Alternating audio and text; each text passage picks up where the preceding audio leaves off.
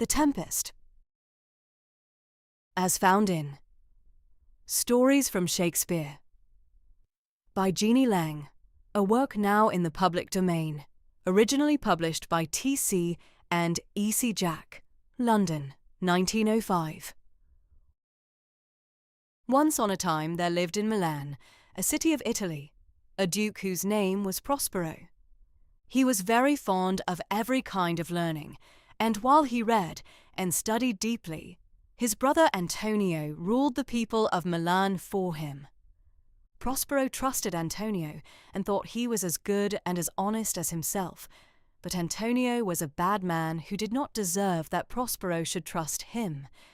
Antonio liked so much to rule Milan that he plotted with the King of Naples and promised him many things if he would help him to get rid of his brother Prospero. Then Antonio would be Duke of Milan. One dark night this bad man opened the gates of the city, and the King of Naples and his army came in.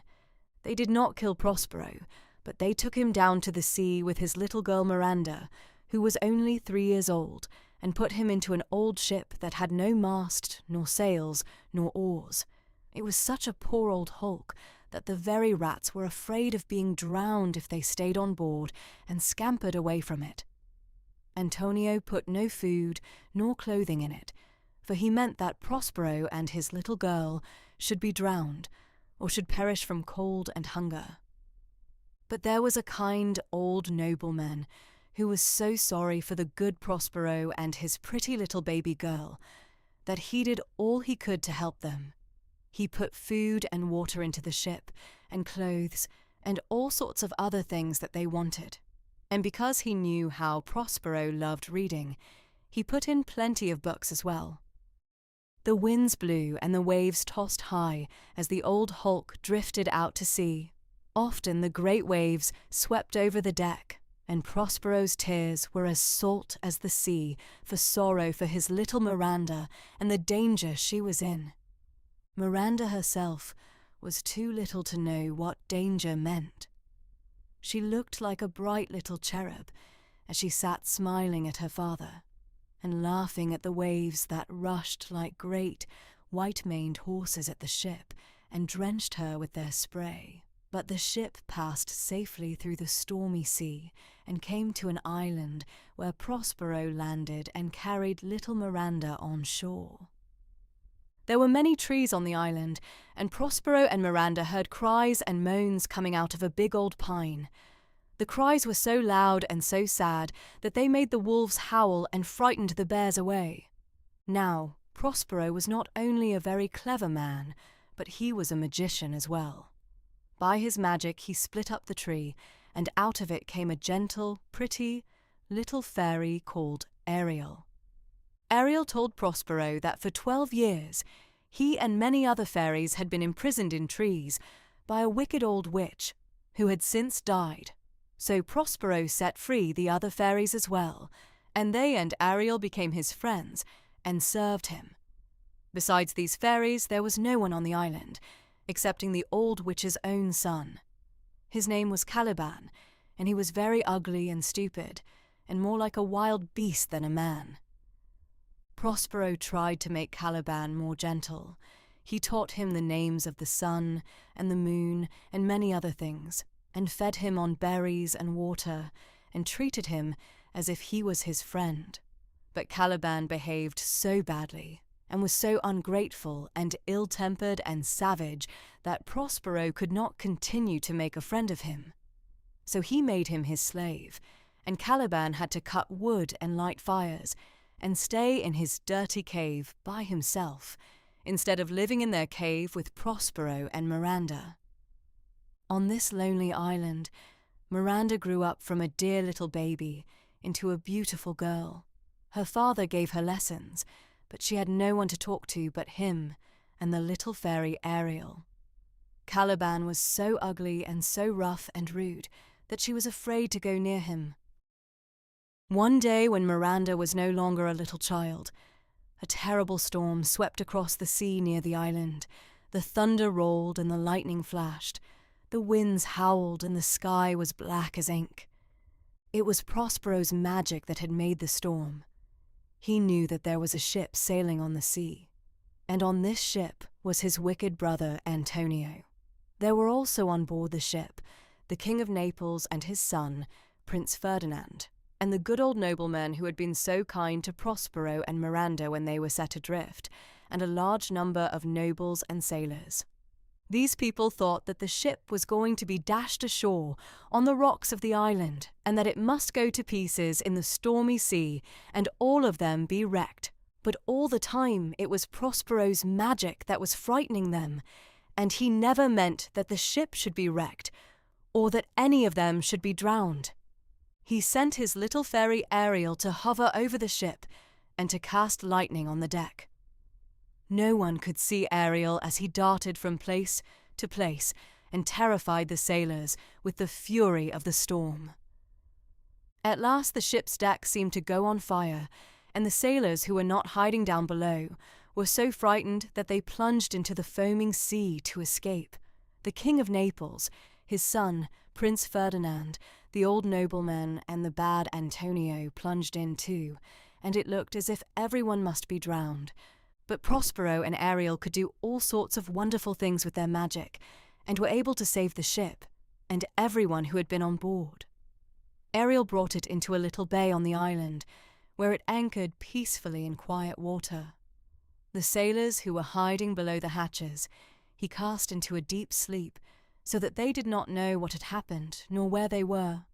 The sailors who had leaped into the sea were picked up by another ship and taken back to Naples. As for the King of Naples, and Prince Ferdinand and Antonio, and the good old noble, and some others, Ariel brought them safely through the surf, so that not even their clothes were damaged. Prince Ferdinand landed at a different part of the island from the others, so that his father and friends were sure that he was drowned, and Ferdinand himself thought that he was the only one saved. While these shipwrecked people wandered round the island, feeling very sad and sorry, Prospero made Ariel take the form of a beautiful sea fairy. Only his master Prospero was able to see him, but others could hear his little voice singing and ringing like a clear, sweet bell. As Ferdinand sat mourning all alone over the loss of his father, Ariel's voice, singing a sweet song, made him start up and try to find where the sound came from. Ariel's song began. "Come unto these yellow sands, and then take hands." The music seemed to steal across the water, and the prince followed it, wondering whether it came from the earth or from the sky. Then Ariel sang again. "Full fathom 5 thy father lies, of his bones are coral made, those are pearls that were his eyes. Nothing of him that doth fade, but doth suffer a sea change into something rich and strange. Sea nymphs hourly ring his knell. Hark, now I hear them, ding dong, bell." Then the other fairies echoed like chimes, ding dong, ding dong, ding dong, ding dong. And the poor Prince Ferdinand's heart grew very heavy, for he feared that the voices must be those of sea fairies telling him that the king his father was drowned, and that he would never see him any more. While Ferdinand sat full of care, Prospero and Miranda came to where he was. Since she was a tiny child, Miranda had never seen any man but Prospero, and when she saw the young and handsome prince, she thought he must be a spirit. When Ferdinand saw Miranda, he also thought she must be a spirit to whom the island belonged. She was so beautiful that at once he loved her, and when he found she was no spirit, but talked just as he did, he told her that he loved her and asked her to marry him. This was just what Prospero wished, but he wanted to be quite sure that Ferdinand and Miranda really loved each other. He pretended that he thought that Ferdinand was a spy and had come to try to steal his island from him. He spoke to him very roughly and rudely.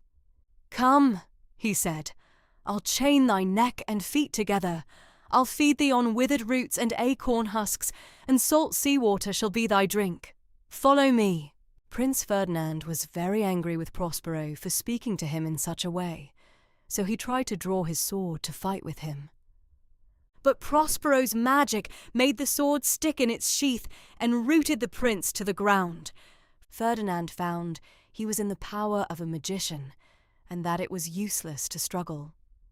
Yet he might have gone on defying Prospero had he not loved Miranda so much that he felt he would not mind being a prisoner if he might see her from his prison even once a day. Miranda was very much ashamed and grieved at her father's rudeness and unkindness, and could not understand how he could treat the poor shipwrecked prince so badly. "Be comforted," she said to Prince Ferdinand. "My father is far kinder than his words would make you think. I never before heard him speak so cruelly." So Ferdinand went with Prospero and Miranda to the part of the island where they lived, and although Prospero made the prince carry logs and do the same rough work that Caliban did, he was quite happy because he was near Miranda. Meantime, the King of Naples mourned the death of his son. He felt quite sure Ferdinand must be drowned, although the others tried to comfort him by saying what a splendid swimmer the prince was, and how they had seen him breasting the water and making for the shore. Then the king would faintly hope that, even yet, he might one day see his son's face. And while he sadly looked for his son, Ariel, at Prospero's command, terrified him and his followers in every possible sort of way. By sounds and by fearful sights, and by hunting them as if an invisible pack of fierce hounds was chasing them and going to tear them in pieces, he filled their hearts with fear. When they were very tired and hungry, Ariel and the other fairies, disguised in strange shapes, spread a splendid banquet before them and played lovely music, but just as they were beginning to eat, Ariel changed himself into a horrible bird that flapped its wings over the table and made everything vanish away.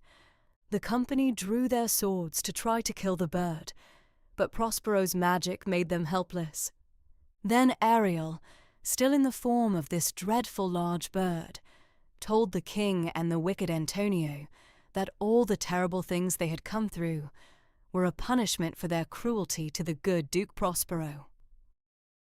When he had stopped speaking, the thunder rolled, and the other fairies danced round them with ugly sounds and frightening faces. The King of Naples and Antonio and the others were filled with fear, for they knew how wicked they had been. But the good old noble was not afraid, because he had done nothing but kindness to the magician Prospero. Then at last, Prospero in his magic robes appeared before them. He thought they had been punished enough by all the adventures and terrors they had gone through since the beginning of the storm, and he saw how sorry his brother Antonio and the King of Naples were for the wicked way they had treated him. So when they begged for his forgiveness and asked him to come back to Milan, he freely forgave them. When the king sadly said that he knew he deserved the dreadful punishment of having his dear son drowned, Prospero said to him, "You have given me back my dukedom. I will give you back something quite as good." He then took him to the mouth of the cave that was his home and made him look in. And the King of Naples looked and saw his son Ferdinand safe and well, playing chess with the beautiful Miranda. The king's happiness was very great. He asked Miranda to forgive him for his cruelty to her father, and when Ferdinand told the king that Miranda was going to marry him, his happiness was greater still. While they all rejoiced together, Ariel awoke the sleeping sailors on the ship, and they came on shore and rejoiced too. Next morning, all sailed for Naples, where Ferdinand and Miranda were married. Prospero left his magic things behind him on the island and went back to rule in Milan and to live peacefully and happily ever afterwards. The ship met with no more storms. The sea was smooth and blue. The sky smiled down on them, and the white sails gently filled with the soft breezes and carried them safely across the sea. It was good little Ariel's last work for Prospero, and when he had brought the ship safe to land, he was free forevermore and flew away, singing gaily. Where the bee sucks, there suck, in a cowslip's bell I lie. There I couch when owls do cry. On the bat's back I do fly after summer merrily. Merrily, merrily shall I live now, under the blossom that hangs on the bough. The End.